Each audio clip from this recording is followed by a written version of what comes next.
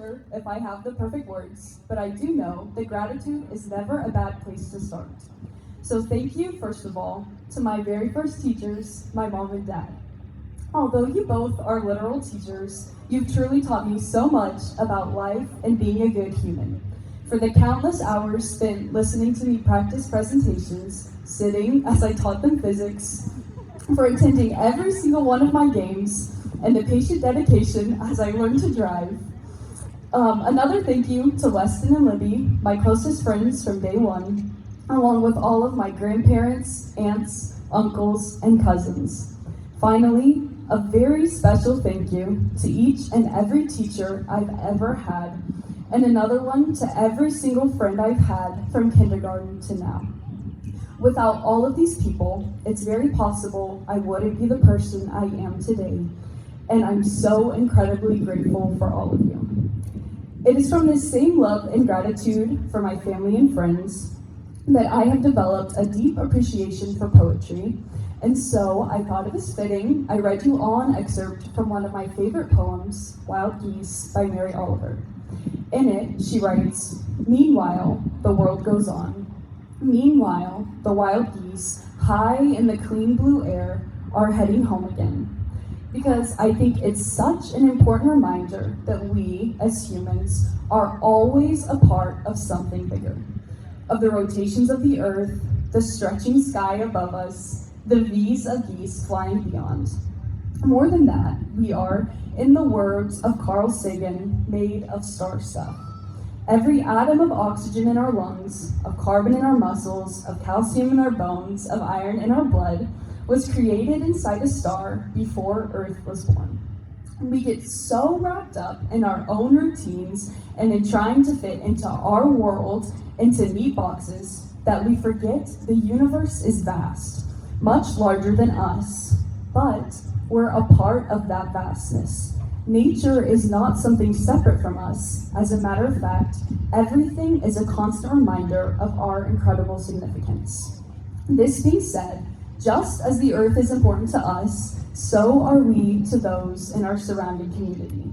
We are just as interconnected with other human beings as we are with nature. If only in brief moments, we are conglomerations of every laugh we've heard, mosaics of interests and habits, tapestries of love and sorrow and hatred. It's sort of sad and great that there are so many people here that you may never see nor be close with again, but there are tiny pieces of them that you will carry for years to come. The way your uppercase A's are shaped, the love you have for oranges, the reason you smile so big with all of your teeth in pictures, the way you braid your hair, and the reason you love to give hugs. This mosaic of traits and habits and love is what makes us so undeniably human, but it's something we often overlook.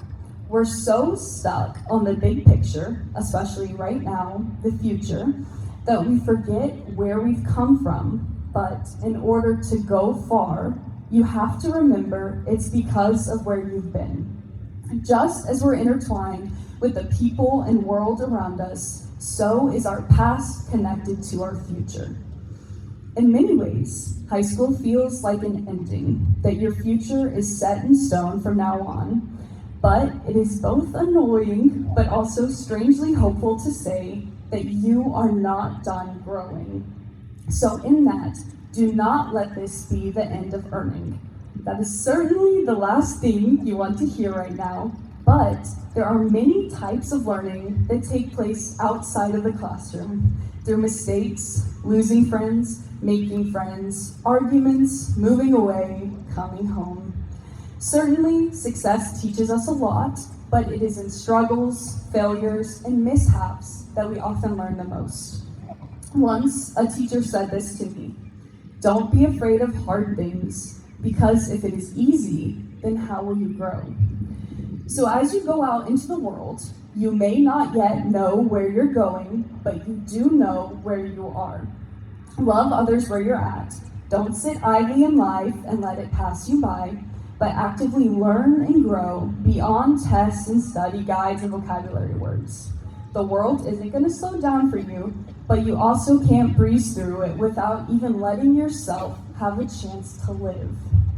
I have one last thing to say, and it is this. It's okay that you don't know exactly what to do right now. I've certainly heard that a billion times this year, but as you're stepping into a world more and more on your own than you've ever experienced, let your mind be open to possibility. So much can happen when you step outside of your self-constructed box of life. Just think of freshman year. 4 years ago, I thought I would still be playing basketball. I never thought I would have quit, much less have joined powerlifting. 4 years ago, I was so scared of growing apart from my middle school friends and making new ones. 4 years ago, I had no idea I'd even be standing at this podium right now. So much can happen, so much can change in the next 4 years, so I implore you to slow down, to let time pass, and to remember, as Mary Oliver writes, that whoever you are, no matter how lonely, do not forget that the world offers itself to your imagination, calls to you like the wild geese, harsh and exciting, over and over announcing your place in the family of things. Yes, the world is big, but in all of that, you are important. Thank you for listening to me, and congratulations to all of you.